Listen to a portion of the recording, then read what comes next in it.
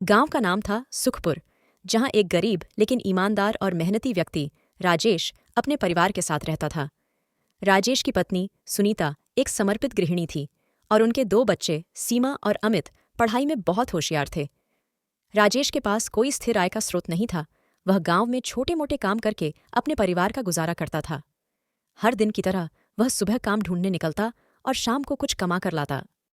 गांव में नवरात्रि का समय आने वाला था और हर साल की तरह इस बार भी पूरे गांव में हर्ष और उत्साह का माहौल था। हर घर में देवी दुर्गा की पूजा की तैयारियां हो रही थीं। लोग अपने घरों को सजाने में लगे थे, लेकिन राजेश के घर में चिंता का माहौल था। राजेश की आर्थिक स्थिति ठीक नहीं थी। पिछले कुछ महीनों से काम बहुत कम मिल रहा था और घर में मुश्किल से 2 वक्त की रोटी का इंतजाम हो रहा था। ऐसे में नवरात्रि का पर्व कैसे मनाया जाए, यह सोचकर राजेश और सुनीता दोनों परेशान थे। बच्चों ने भी देखा कि उनके माता पिता चिंता में हैं, लेकिन वे कुछ कहने की हिम्मत नहीं कर पा रहे थे। नवरात्रि का पहला दिन आ गया। राजेश की माँ, जो अत्यंत धार्मिक थीं, हमेशा की तरह देवी माँ की पूजा करने के लिए घर के मंदिर को साफ कर रही थीं। वह चाहती थीं कि इस बार भी घर में नवरात्रि की पूजा धूमधाम से हो, लेकिन वह यह भी जानती थीं कि घर की स्थिति ठीक नहीं है।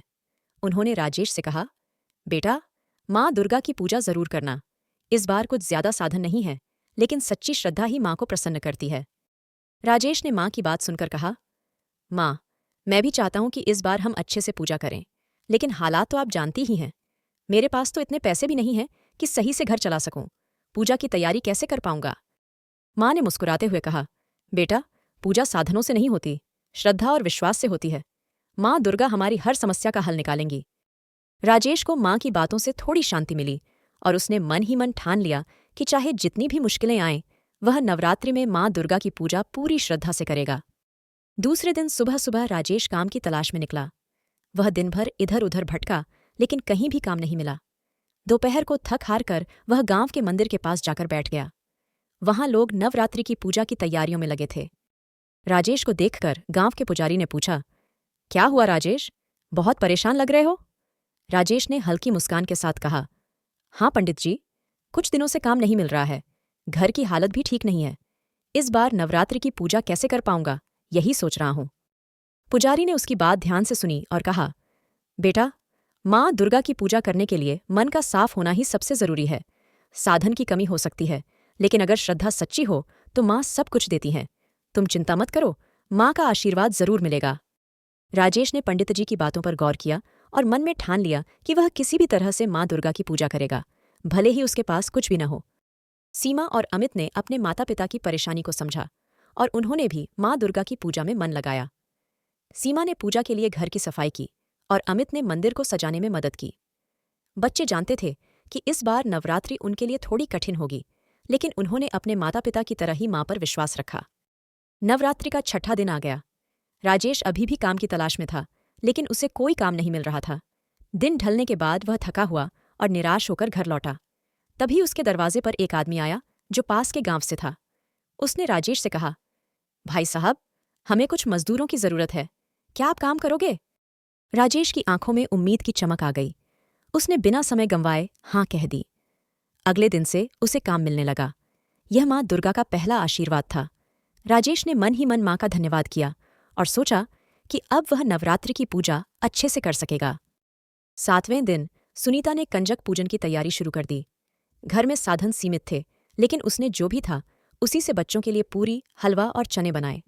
राजेश ने गांव के कुछ बच्चों को बुलाया जो कंजक पूजन के लिए आए।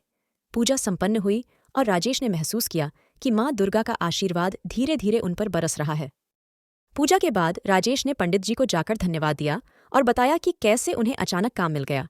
पंडित जी ने कहा, देखा बेटा, माँ दुर्गा हमेशा अपने भक्तों की सहायता करती है। तुम्हारी श्रद्धा और मेहनत ने तुम्हें यह आशीर्वाद दिलाया है। अष्टमी के दिन राजेश और सुनीता ने मिलकर देवी माँ की विशेष पूजा की। राजेश ने घर के छोटे से मंदिर को सजा दिया और पूरे परिवार ने मिलकर माँ दुर्गा का आशीर्वाद लिया। पूजा के बाद राजेश को लगा जैसे उसके जीवन में अब सब कुछ सही हो जाएगा। नवमी के दिन राजेश ने अपने परिवार के साथ कंजक पूजन के लिए और भी बच्चों को बुलाया। इस बार उसके पास पहले से अधिक संसाधन थे। सभी बच्चों को अच्छे से भोजन कराया गया और पूरे घर में एक अलग ही ऊर्जा का संचार हो रहा था। राजेश और उसका परिवार अब पूरी तरह से माँ दुर्गा की कृपा में विश्वास करने लगे थे। उन्होंने देखा कि कैसे कठिन समय में भी माँ ने उनकी परीक्षा ली, लेकिन अंत में उन्हें आशीर्वाद दिया। नवरात्रि के बाद राजेश को नियमित काम मिलने लगा। उसकी आर्थिक स्थिति धीरे धीरे सुधरने लगी। पूरे परिवार ने महसूस किया कि अगर वे कठिन समय में भी धैर्य और आस्था बनाए रखें तो माँ दुर्गा हमेशा उनकी सहायता करेंगी। इस अनुभव ने राजेश और उसके परिवार को एक गहरी सीख दी। जीवन में कितनी भी कठिनाइयां आएं, अगर हम माँ पर विश्वास रखते हैं और सच्चे दिल से मेहनत करते हैं तो माँ दुर्गा का आशीर्वाद अवश्य मिलता है। यह कहानी हमें सिखाती है कि जीवन में किसी भी कठिनाई का सामना करने के लिए आस्था और विश्वास सबसे महत्वपूर्ण होते हैं। चाहे हालात कैसे भी हों, अगर हम सच्चे दिल से माँ दुर्गा की पूजा करते हैं और अपने कर्म को नहीं छोड़ते तो माँ का आशीर्वाद अवश्य मिलता है। नवरात्रि हमें यह सिखाता है कि कठिनाइयों के बीच भी हमें अपने विश्वास को बनाए रखना चाहिए, क्योंकि अंत में माँ दुर्गा सबकी रक्षा करती हैं।